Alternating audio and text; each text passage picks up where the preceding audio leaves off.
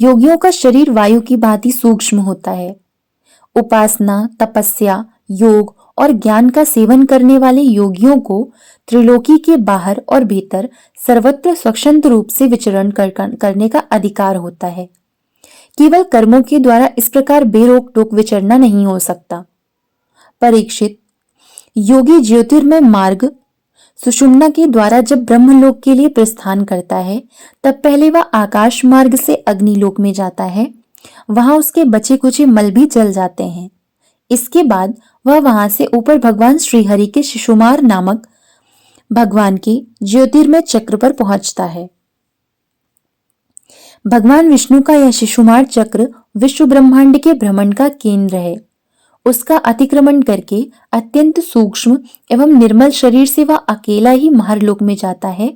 वह लोक ब्रह्मवेत्ताओं के द्वारा भी वंदित है और इसमें कल्प पर्यंत जीवित रहने वाले देवता विहार करते रहते हैं। फिर जब प्रलय का समय आता है, तब नीचे के लोगों को शेष के मुख से निकली हुई आगे के द्वारा भस्म होते देख वह ब्रह्मलोक में चला जाता है।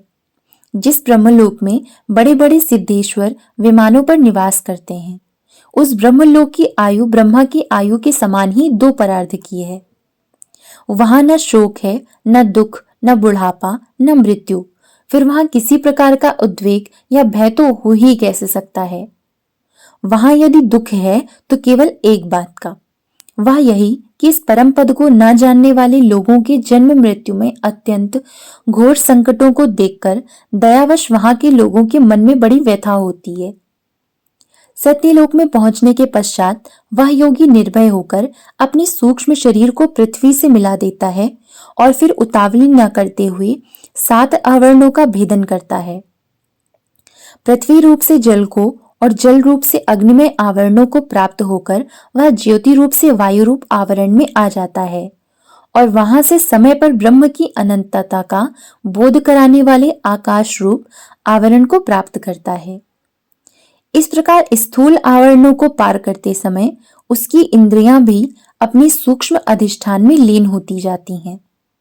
घ्राणेन्द्रिय गंध तन्मात्रा में, रसना रस तन्मात्रा में, नेत्र रूप तन्मात्रा में, त्वचा स्पर्श तन्मात्रा में, श्रोत्र शब्द तन्मात्रा में और कर्मेंद्रियां अपनी अपनी क्रिया शक्ति में मिलकर अपने अपने सूक्ष्म स्वरूप को प्राप्त हो जाती हैं।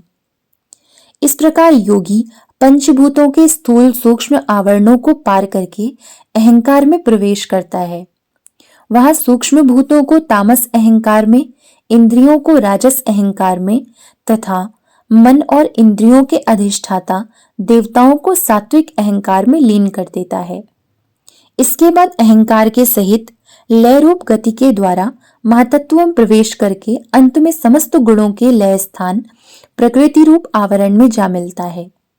परीक्षित, महाप्रलय के समय प्रकृति रूप आवरण का भी लय हो जाने पर वह योगी स्वयं आनंद स्वरूप होकर अपने उस निरावरण रूप से आनंद स्वरूप शांत परमात्मा को प्राप्त हो जाता है। जिसे इस भगवन्मयी गति की प्राप्ति हो जाती है, उसे फिर इस संसार में नहीं आना पड़ता।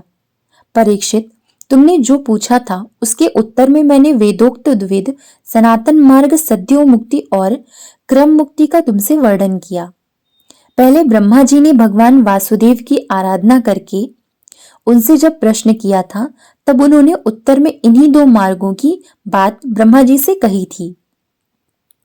संसार चक्र में पड़े हुए मनुष्य के लिए जिस साधन के द्वारा उसे भगवान श्री कृष्ण की अनन्य प्रेममयी भक्ति प्राप्त हो जाए, उसके अतिरिक्त और कोई भी कल्याणकारी मार्ग नहीं है।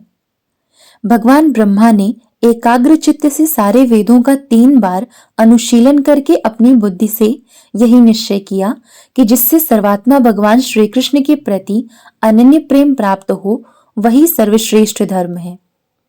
समस्त चर अचर प्राणियों में उनके आत्मा रूप से भगवान श्री कृष्ण ही लक्षित होते हैं, क्योंकि ये बुद्धि आदि दृश्य पदार्थ उनका अनुमान कराने वाले लक्षण हैं। वे इन सबके साक्षी एकमात्र दृष्टा हैं। परीक्षित, इसलिए मनुष्यों को चाहिए कि सब समय और सभी स्थितियों में अपनी संपूर्ण शक्ति से भगवान श्रीहरि का ही श्रवण, कीर्तन और स्मरण करे। राजन, संत पुरुष आत्मस्वरूप भगवान की कथा का मधुर अमृत बांटते ही रहते हैं। जो अपने कान के दोनों में भर भर कर उनका पान करते हैं, उनके हृदय से विषयों का विषैला प्रभाव जाता रहता है, वह शुद्ध हो जाता है और वे भगवान श्री कृष्ण के चरण कमलों की सन्निधि प्राप्त कर लेते हैं। इति श्रीमद् भागवते महापुराणे पारमहंस्यायां संहितायां द्वितीय स्कंदे पुरुष संस्था वर्णनम नाम द्वितीयो अध्याय। ओम नमो भगवते वासुदेवाय। जय श्री राधे कृष्ण।